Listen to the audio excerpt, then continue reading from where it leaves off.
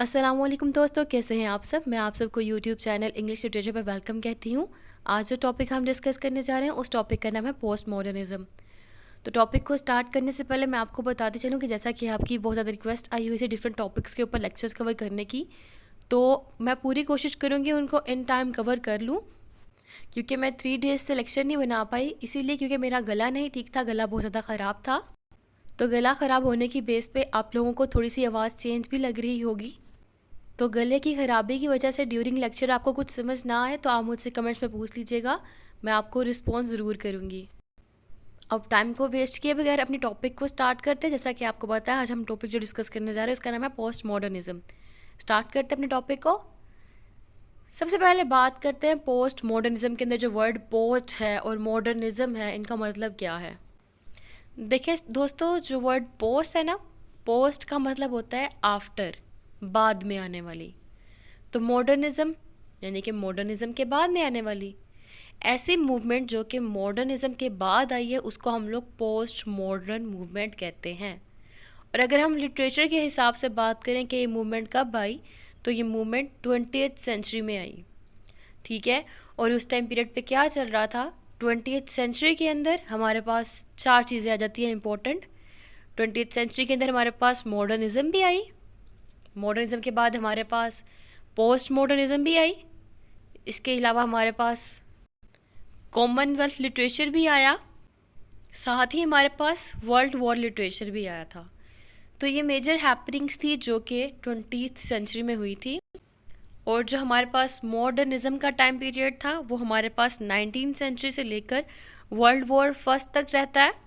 और इसके बाद जो वर्ल्ड वॉर सेकंड ख़त्म होती है, सॉरी फर्स्ट पीरियड जो है मॉडर्निज्म का हमारे पास 19th सेंचुरी से लेकर वर्ल्ड वॉर सेकंड तक रहता है। और जब हमारे पास सेकंड वर्ल्ड वॉर ख़त्म होती है तो उसके बाद जो टाइम पीरियड शुरू होता है वो हमारा टाइम पीरियड पोस्ट मॉडर्निज्म कहलाता है। ठीक है। आफ्टर वर्ल्ड वॉर सेकंड जो टाइम पीरियड शुरू हो रहा है वो कौन सा है, वर्ल्ड वॉर सेकंड के बाद जो टाइम पीरियड शुरू हो रहा है वो कौन सा है, वो है पोस्ट मॉडर्निज्म का। ठीक है, यानी कि मॉडर्निज्म के बाद का टाइम पीरियड। अब जो ये टाइम पीरियड था पोस्ट मॉडर्निज्म का, ये टाइम पीरियड जितने भी मेटा नैरेटिव्स थे ना उनकी रिजेक्शन करता था।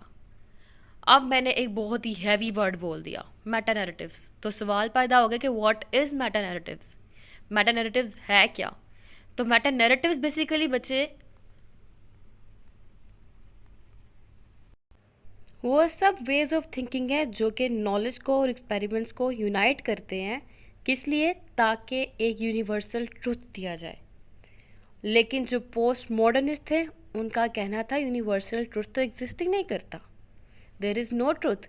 ठीक है, देयर आर मल्टीपल ट्रुथ्स। कहता है कोई सिंगल ट्रुथ तो है ही नहीं, मल्टीपल ट्रुथ है। What is true today can be false tomorrow. इसके अंदर हमारे पॉलिटिक्स, हमारा रिलीजन और जितने भी बड़े इंस्टीट्यूशंस हैं वो आ जाते हैं, जो डिस्कोर्स क्रिएट करते हैं, जो पावर क्रिएट करते हैं, जो आइडिया क्रिएट करते हैं और एक आइडियोलॉजी प्रेजेंट करते हैं।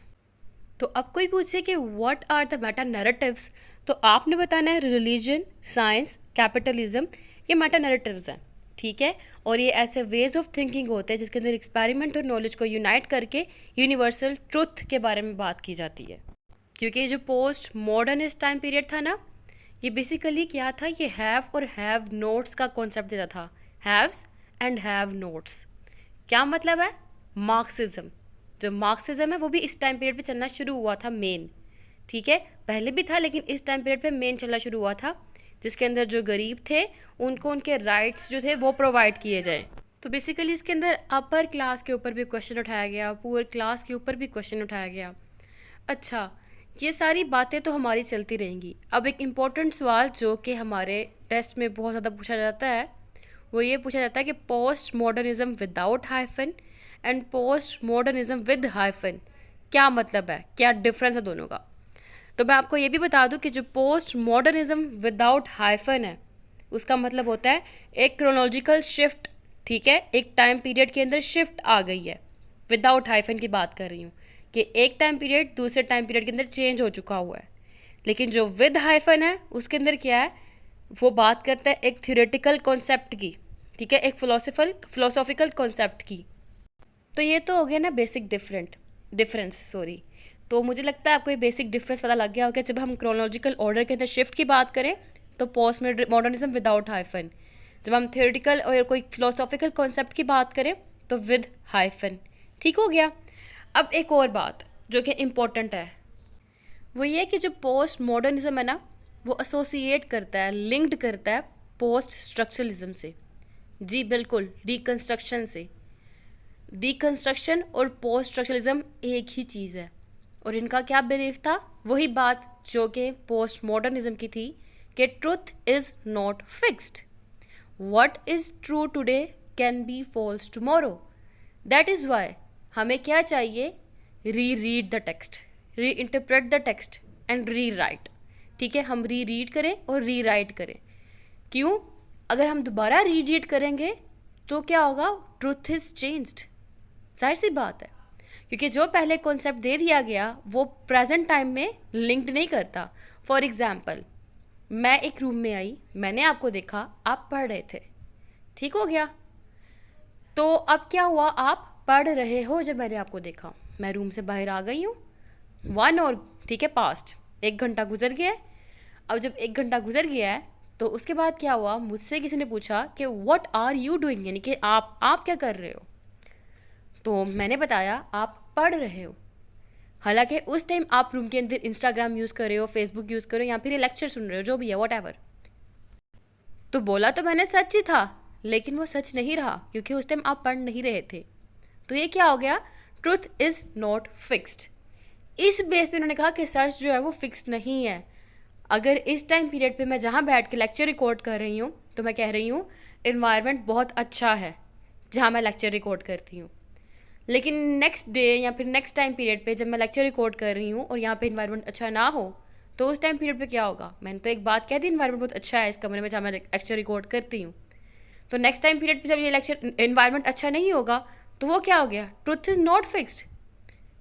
जबकि मैंने आपको कहा कि जहाँ लेक्चर रिकॉर्ड करती हूँ वहाँ पर मौसम अच्छा होता है।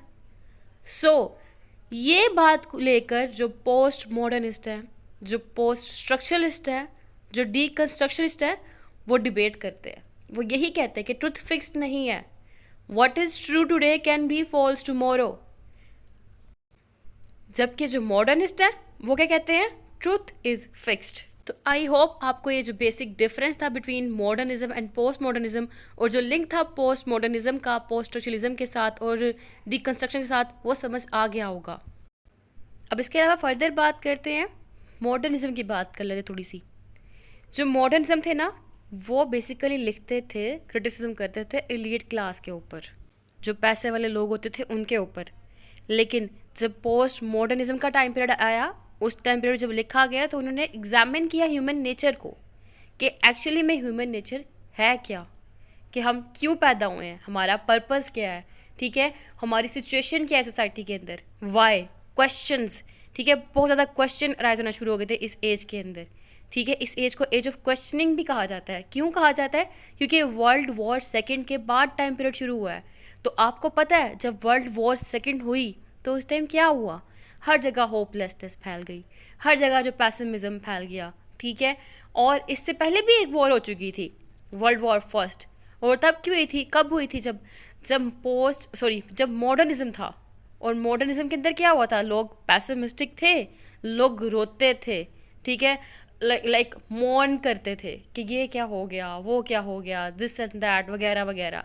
लेकिन जब पोस्ट मॉडर्निज्म आया, अगेन वर्ल्ड वॉर सेकेंड के बाद आया, तो कहते थे हो गया तो हो गया, ठीक है।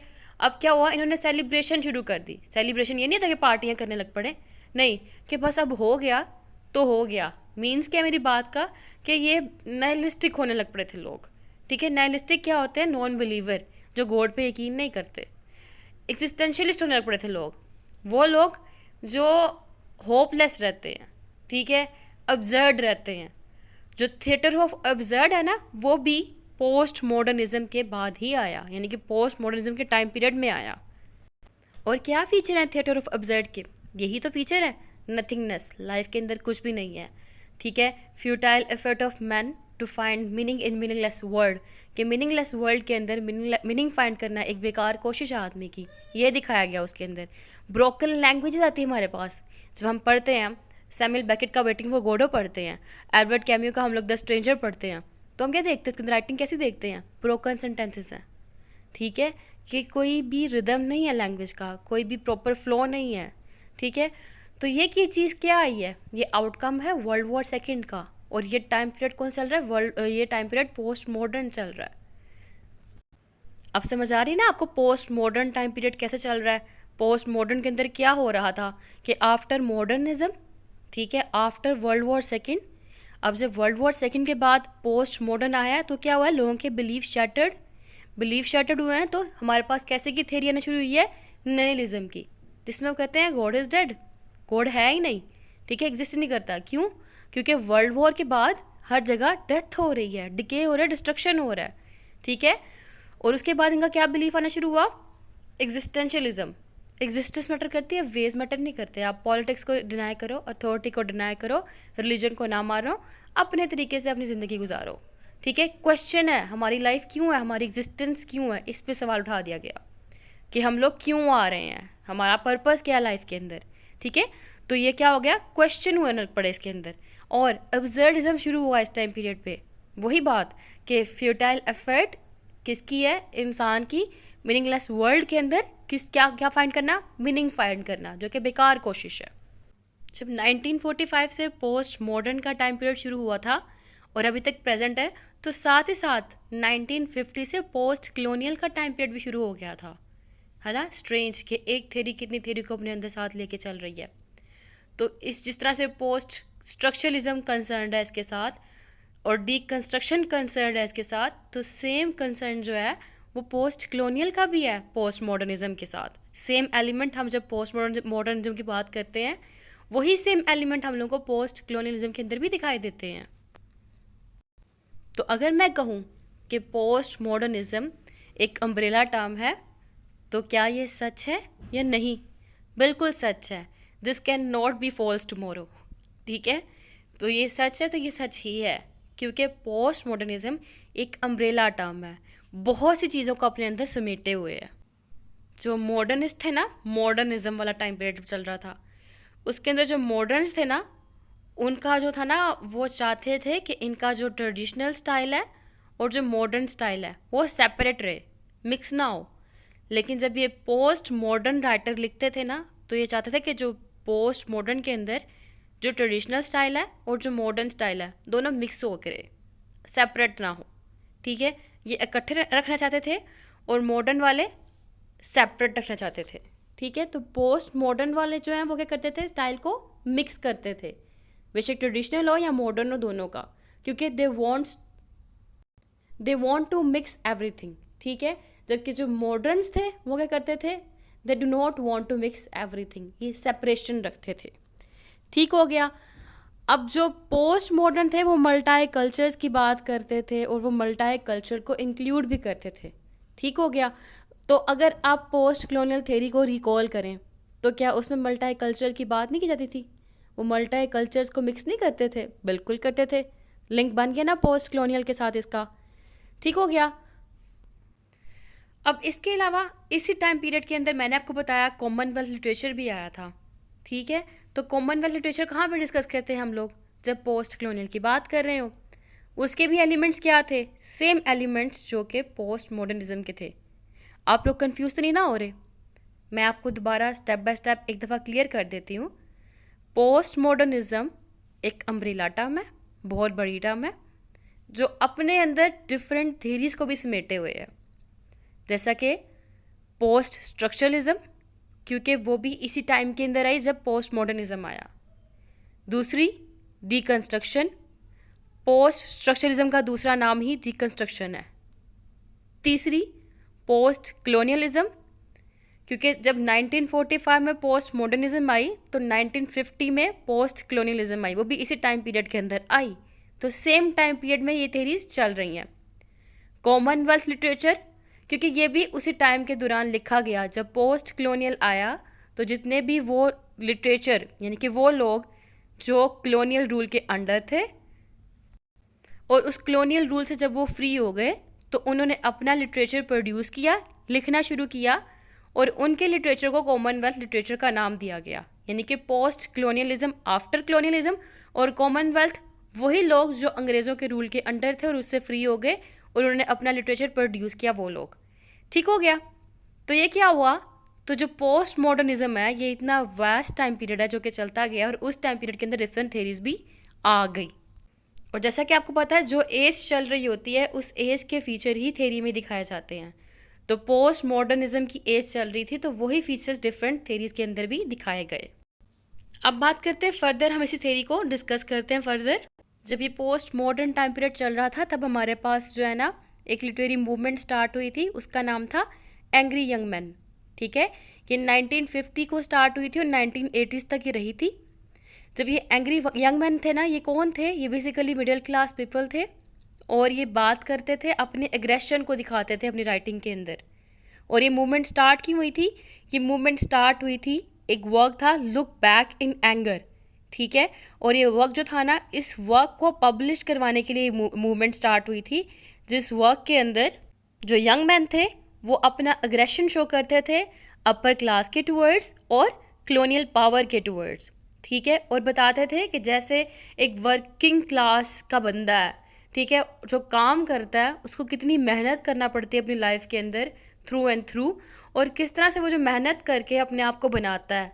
लेकिन जो एलीट क्लास का बंदा है वो थ्रू एंड थ्रू उसको लाइफ के अंदर एक्सप्लॉइट ही करता आता है। तो ये एंग्री यंग मैन की मूवमेंट भी इसी टाइम पीरियड पे स्टार्ट हुई थी, पोस्ट मॉडर्न टाइम पीरियड के अंदर। और इसके अलावा जो ये मूवमेंट थी ना, ये लिबरलिज्म की मूवमेंट थी। लिबरलिज्म कि हर जगह आज़ादी हो, फ्रीडम ऑफ स्पीच हो, फ्रीडम ऑफ राइटिंग हो, फ्रीडम ऑफ एवरीथिंग। ठीक है, तो इस लिबरलिज्म को प्रमोट करते हुए हमारे पास एक और मूवमेंट आती है, उसका नाम है बीट जनरेशन। ये जो बीट जनरेशन है ये 1950s में आती है, 1960s तक रहती है। इस बीट जनरेशन ने क्या किया, ये जो बीट जनरेशन थी ना, इनका कहना था कि आप जो है ना ऑटोमेटिक राइटिंग करो।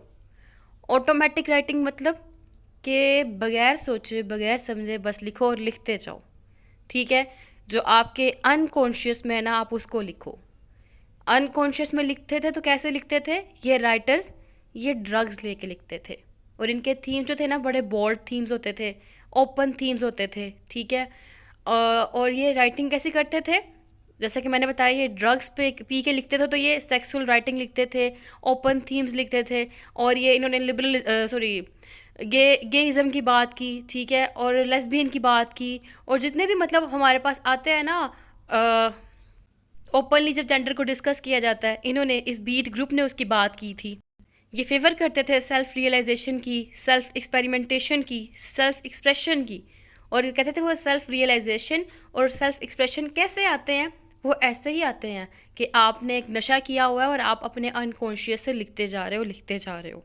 तो इसीलिए ये मूवमेंट अबाउट लिबरलिज्म भी थी। आज़ादी, हर चीज़ की आज़ादी, राइटिंग की आज़ादी, बोलने की आज़ादी, लिखने की आज़ादी, और उसके अलावा हर चीज़, हर फील्ड के अंदर जेंडर को भी उसको आज़ाद किया जाए। इसके अलावा जो मैंने आपको बताया कि इनका कहना था जो ट्रुथ है वो एग्जिस्ट नहीं करता, सिंगल ट्रुथ, मल्टीपल ट्रुथ्स हैं। इन्होंने ये भी कहा कि जो ट्रुथ है वो बनाया जाता है, ट्रुथ होता नहीं है। ठीक है, ट्रुथ इज़ क्रिएटेड। और उसके बाद जो है ना इन्होंने ये भी कहा ट्रुथ जो है ना वो एरर का ही सिनोनिम है। इसके अलावा इन्होंने कहा जितनी भी अथॉरिटी है उनको रिजेक्ट कर दो, डिनाई कर दो। इन्होंने कहा रिलीजन की कोई अथॉरिटी नहीं है, पॉलिटिक्स की कोई अथॉरिटी नहीं है, कोई मेटा नैरेटिव्स नहीं है। इसके अलावा इन्होंने प्रमोट किया होमोसेक्सुअलिटी को। ठीक है, और क्योंकि ये लिबरल थे, ठीक है, लिबरलिस्ट होने की बेस पे ये अपनी आइडेंटिटी, अपनी अथॉरिटी क्रिएट करना चाहते थे। ये फोरग्राउंड करते थे टेक्स्ट को, फोरग्राउंड करते थे थीम्स को, फोरग्राउंड करते थे सेटिंग्स को, और जो मीनिंग्स थे उसको मल्टीपल वेज में एनालाइज करते थे। इसके अलावा अगर मैं बात करूँ कि पोस्ट मॉडर्न लिटरेचर की, तो वो लिटरेचर जो कि पोस्ट मॉडर्न टाइम पीरियड में लिखा गया वो पोस्ट मॉडर्न लिटरेचर कहलाता है। और जो करेक्टरिस्टिक्स हैं पोस्ट मॉडर्न फिक्शन के वो क्या थे, playfulness with language, experimentation in the form of the novel, जो ट्रेडिशनल नैरेटिव फॉर्म थे उन पर लेस रिलाय करते थे, जो ट्रेडिशनल करेक्टर डेवलपमेंट थी उसके ऊपर लेस रिलाय करते थे, जो पॉइंट ऑफ व्यू थे उसके साथ एक्सपेरिमेंटेशन किया करते थे। हाई आर्ट और पॉपुलर कल्चर का मिक्सचर था इसके अंदर। Interest in metafiction that is fiction about the nature of fiction. तो पोस्ट मॉडर्निज्म इन फिक्शन के कुछ करेक्टरिस्टिक्स थे। अब हम बात करते हैं कुछ थीम्स की, कुछ टेक्निक्स की। जो थीम्स, जो टेक्निक्स इन्होंने अपनी राइटिंग के अंदर यूज़ किए, उसके अंदर सबसे पहले तो आता है हमारे पास पैस्टिश का। पैस्टिश जो है ये काइंड ऑफ इमिटेशन होता है। ये इमिटेशन जो होती है फ्लैटरी किस्म की होती है। इसके अंदर पास्ट कल्चर की रिसाइकलिंग दिखाई गई होती है। पास्ट और प्रेजेंट को जो है मिक्स करके लिखा होता है। ना ट्रेडिशन होता है ना मॉडर्न होता है, लेकिन मिक्स्ड होता है। मीन्स टू से ये ऐसा लिटरेरी एलिमेंट है जिसके अंदर जो ऑथर है पोस्ट मॉडर्न, वो बोरो करते हैं राइटिंग को, वर्क को। कहाँ से बोरो करते हैं? जो कि अर्लियर ऑथर ने प्रोड्यूस किया होता है या फिर जो अर्लियर राइटिंग लिखी होती है वहाँ से। ये जो पैस्टिश की टर्म है ये डेरोगेटरी सेंस में यूज़ की जाती है। ये लैक ऑफ ओरिजिनलिटी को शो करने के लिए यूज़ की जाती है। इसके अलावा जो हमारे पास नेक्स्ट टर्म आती है वो है इंटरटेक्सचुअलिटी की, जो कि इंपॉर्टेंट टर्म है अगेन। इंटरटेक्सचुअलिटी के अंदर हम लोग टेक्स्ट विद इन टेक्स्ट की बात करते हैं, यानी कि other text in a new one. फिर आता है हाइपर रियलिटी, बियॉन्ड रियलिटी। और अगर सिमियोटिक्स और पोस्ट मॉडर्निज्म के लिहाज से बात करें हाइपर रियलिटी की, तो ये ऐसी टर्म है जिसमें इंसान जो है ना वो इस एबल नहीं होता कि वो रियलिटी और जो इमिटेशन है रियलिटी उसके दरमियान में फ़र्क कर सके। ठीक है, क्या मतलब मेरी बात का कि जो चीज़ रियलिटी है और जो इमिटेशन ऑफ रियलिटी है ना, उनके दरमियान में फ़र्क करना बहुत मुश्किल होता है, स्पेशली जो technologically advanced post modern societies है ना उनके अंदर। जैसा कि एक रोबोट है जो ह्यूमन बीइंग की तरह दिखता है, लेकिन जब हम उस रोबोट को देखते हैं तो हम इस काबिल ही नहीं होते कि हम समझे कि वो एक रोबोट है, हमें वो ह्यूमन बीइंग ही लग रहा होता है। गूगल पे सर्च करिएगा आप सोफिया लिख के, सोफिया एक ह्यूमनॉइड रोबोट है। इसके अलावा जो हमारी टीवी है, हमारा फिल्म है, हमारा मीडिया है, वो भी समटाइम्स ऐसी पिक्चर ऑफ रियलिटी दिखाता है that does not actually correspond to what is real. Okay, then comes irony, black humour, playfulness. ठीक है, अब इसकी बात करते हैं। तो जो पोस्ट मॉडर्न वर्क्स है ना उसके अंदर आयरनी का बहुत ज़्यादा यूज़ किया जाता है ब्लैक ह्यूमर के साथ। ठीक है, ना सिर्फ ब्लैक ह्यूमर के साथ बल्कि साथ ही साथ प्लेफुलनेस के भी। ठीक है, इसके अंदर जो आयरनी है वो ब्लैक ह्यूमर और प्लेफुलनेस के साथ यूज़ की जाती है। ब्लैक ह्यूमर को ब्लैक कॉमेडी भी कहते हैं, डार्क ह्यूमर भी कहते हैं, डार्क कॉमेडी भी कहते हैं, मॉर्बिड ह्यूमर भी कहते हैं। इसके अलावा जो इम्पोर्टेंट एलिमेंट है पोस्ट मॉडर्न लिटरेचर का वो है मेटाफिक्शन।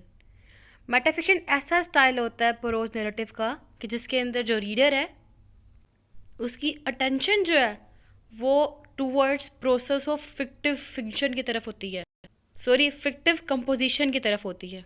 सिंपलेस्ट वर्ड में बताती हूँ मैं आपको, वो ये कि मेटाफिक्शन एक फिक्शन की टाइप है। ठीक है, जो कि रीडर को बार बार ये याद दिलाती रहती है कि वो रीडर जो है ना वो एक फ़िक्शन पढ़ रहा है। ठीक है, क्योंकि रीडर जो है वो इमेजिनेटिव वर्ल्ड में चला जाता है ना, जब वो ख्याली वर्ल्ड में, इमेजिनेटिव वर्ल्ड में जाता है ना, तो उस टाइम पीरियड पे राइटर कोई ना कोई कमेंट ऐसा करता रहता है कि वो याद रखे कि वो एक फ़िक्शन पढ़ रहा है। ठीक है, वो एक वर्ल्ड के अंदर नहीं गया हुआ, उसको प्रेजेंट रहना है। फॉर एग्ज़ाम्पल, जब राइटर किसी करैक्टर को डिस्क्राइब कर रहा होता है तो वो डायरेक्टली टॉक करता है रीडर से। कैसे करता है? डिस्क्रिप्शन में कुछ ना कुछ डाल के ऐसा। मिसाल के तौर पर स्टोरी चल रही थी, स्टोरी में ब्रेक आया, राइटर ने कहा Charles was for more handsome in fact dot dot dot dot, यानी कि वो अब डिस्क्राइब कर रहा है करैक्टर को। तो उसने वहाँ पे स्टोरी तोड़ी, हम लोगों को नरेशन शुरू की, फिर नरेशन स्टॉप करके अपनी फर्दर जो स्टोरी की नरेशन चल रही थी वो शुरू कर दी। ठीक है, मेटाफिक्शन क्लियर हो गया होगा आपका। अब करते हैं अगले के ऊपर बात, पोयोमिना। अब ये पोयोमिना क्या होता है? ये basically specific type of metafiction को रेफ़र करने के लिए यूज़ की गई थी, जिसके अंदर जो स्टोरी है ना वो किसके अबाउट होती है? Story is about the process of creation. ठीक है, और इस टर्म को सबसे पहले कॉइंड किया था अलेस्टर फ्लावर ने, फर्स्ट टाइम इसको कॉइंड किया था, रेफ़र किया था इस किस्म के जो मेटाफिक्शंस हैं उनको रेफ़र करने के लिए। किस किस्म के? जिसके अंदर जो स्टोरी है is about process of creation, उसको रेफ़र किया जाए। फिर नेक्स्ट फीचर जो हमारे पास आता है वो है टेम्पोरल डिस्टोर्शन। ये जो फीचर है ना ये कॉमन है, किसके अंदर? मॉडर्निज्म के अंदर भी और पोस्ट मॉडर्निज्म के अंदर भी।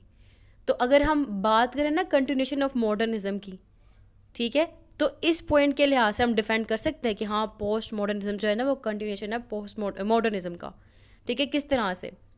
इस तरह से क्योंकि जो मॉडर्निज्म थे ना उनके भी प्लॉट नॉन लीनियर थे, नैरेटिव उनका भी जो नरेशन था ना वो लीनियर फॉर्म में नहीं था, और जो पोस्ट मॉडर्न थे उनका भी नरेशन वो लीनियर फॉर्म में नहीं था।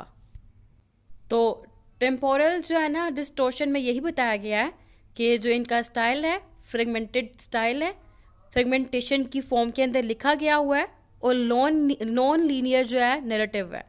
ठीक हो गया। नेक्स्ट पॉइंट है मैजिक रियलिज्म का।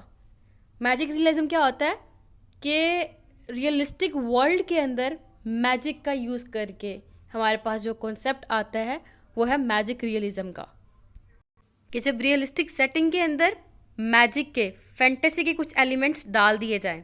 गैब्रियल गार्सिया मार्क्वेस का नेम जो है बहुत ज़्यादा फेमस है मैजिक रियलिज्म के साथ। फिर है आगे पैरानोइया का नेम।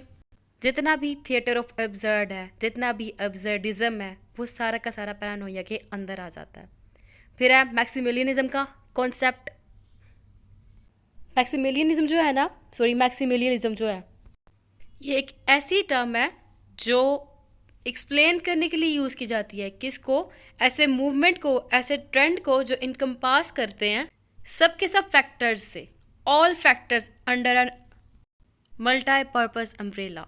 ठीक है, यानी कि जितनी भी जो टर्म्स हैं, जितने भी जो मूवमेंट्स हैं, ट्रेंड्स हैं, सारे के सारे जो गुजरते हैं ना पूरे पोस्ट मॉडर्निज्म के अंदर, वो इस मैक्सिमलिज्म के दरमियान में ना डिफाइन किए जाते हैं। अच्छा, मैंने स्लाइड पे एक गलती की हुई है, इसके स्पेलिंग जो है ना MAXIMALISM, ये एक्यूरेट स्पेलिंग है, मैंने यहाँ पे गलत लिखे हुए हैं, उसको एक्यूरेट कर लीजिएगा आप।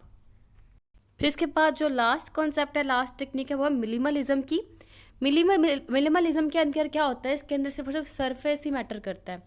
उसमें तो था ना कि डीपर भी मीनिंग मैटर करता है मैक्सिमलिज्म के अंदर, इसके अंदर सिर्फ सरफेस मीनिंग मैटर करता है कि सरफेस पे क्या हो रहा है, जिसके अंदर रीडर्स जो है उनसे एक्सपेक्ट ये किया जाता है कि वो एक्टिव रोल रखे स्टोरी की क्रिएशन के ऊपर। ठीक है, कि स्टोरी जो क्रिएट हो रही है कैसे हो रही है उसके माइंड के अंदर, इसके ऊपर एक्टिव रोल रखे किस तरह से टेक्स्ट को रीड करते हुए। तो ये था मिनिमलिज्म का। तो ये मेन कॉन्सेप्ट्स थे पूरे के पूरे पोस्ट मॉडर्निज्म के। वीडियो हमारी हुई कंप्लीट, लेक्चर हुआ कंप्लीट। कंक्लूजन में मैं बता दूं कि पोस्ट मॉडर्निज्म विदाउट हाइफन जो है वो रेफर करता है एक फिलोसॉफिकल मूवमेंट को, और विद हाइफन जो है वो फिलोसॉफिकल मूवमेंट को रेफर करता है, और विदाउट हाइफन एक क्रोनोलॉजिकल शिफ्ट को मैटर करता है, रेफर करता है। ये रिजेक्शन के लिए आया है सारे मेटा नैरेटिव्स की, ये एक रिएक्शन है अगेंस्ट क्या कहते हैं उसको हम लोग मॉडर्निज्म उसके, और इसके अलावा इसका लिंक्ड जो है वो पोस्ट मॉडर्निज्म से, पोस्ट स्ट्रक्चरलिज्म से है, डिकन्स्ट्रक्शन से है, पोस्ट कॉलोनियल से भी है। और इसके अलावा जो है इस टाइम पीरियड के अंदर बताया गया हम लोगों को थिएटर ऑफ एब्सर्ड का, क्योंकि ये after world war second I थी हमारे सामने मूवमेंट। इसके अंदर जो डिफरेंट कॉन्सेप्ट हुए वो सामने स्क्रीन को आपको शो हो रहे होंगे।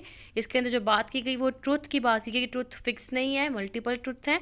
हाइब्रिडिटी की बात करता है, पिक एंड मिक्स की बात करता है ये टाइम पीरियड, भाभा की थेरी पिक एंड मिक्स, ठीक है याद, तो ये उसकी बात करता है।